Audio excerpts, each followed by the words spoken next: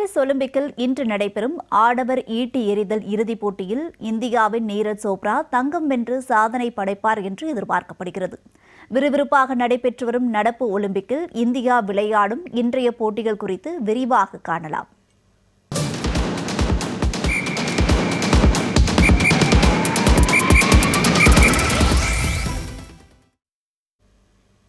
France தலைநகர் பாரிஸில் நடைபெற்று வரும் 33வது ஒலிம்பிக் தொடர் இறுதிக்கட்டத்தை எட்டியுள்ளது. இதில் இன்று இரவு 11:30 மணிக்கு நடைபெறும் ஆடவர் ஈட்டி எறிதல் இறுதிப் போட்டியில் இந்தியாவின் நீரஜ் சோப்ரா களம் காண்கிறார். கடந்த டோக்கியோ ஒலிம்பிக்கில் தங்கம் வென்ற நீரஜ் சோப்ரா நடப்பு ஒலிம்பிக்கிலும் தங்கம் வெல்வார் என்று எதிர்பார்க்கப்படுகிறது. இன்று மாலை 5:30 மணிக்கு நடைபெறும் ஆடவர் ஹாக்கி வெண்கலப் பதக்கத்திற்கான போட்டியில் அரையிறுதியில் தோல்வியடைந்த இந்தியாவும் ஸ்பெயினும் மோத உள்ளன. ஒலிம்பிக் அரங்கில் ஸ்பெயினுக்கு எதிராக விளையாடிய 10 போட்டிகளில் 7இல் இந்தியா வென்றுள்ளது.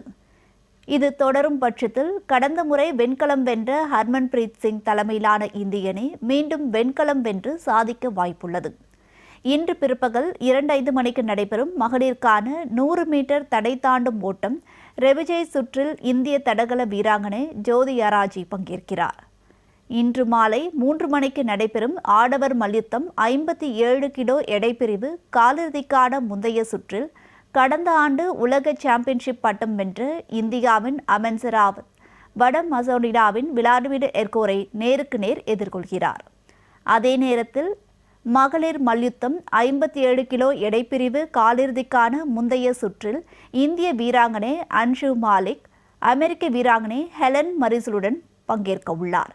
இதனிடையே நண்பகல் 12:30 மணிக்கு நடைபெறும் கோல்ஃப் மகளிருக்கான தனிநபர் பிரிவில் இந்திய வீராங்கனைகள் அதிதி அசோக் மற்றும் திக்ஷா அசோக் ஆகியோர் களமிறங்க உள்ளனர்.